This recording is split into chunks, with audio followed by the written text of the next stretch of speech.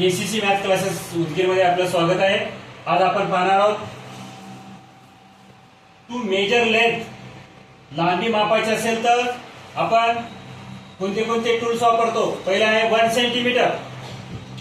1 centimetre is equal to 10 millilitre असते, millimetre.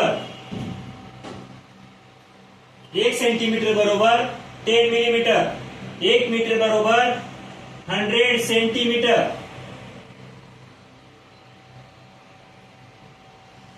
आणि 1 kilometre बरोबर 1000 मीटर।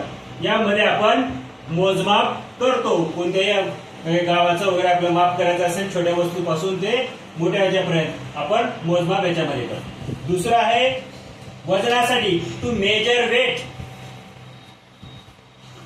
मेजर वेट वजन माप करण्यासाठी परिणाम काय आहे ते आपल्याला बघायचे आहे।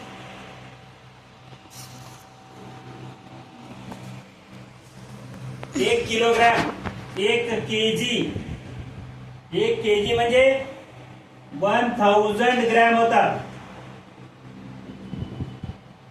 त्यानंतर 1 क्विंटल, 1 क्विंटल बरोबर 100 केजी, किलोग्राम होतात। नंतर 1 मेट्रिक टन बरोबर 1 मेट्रिक टन बरोबर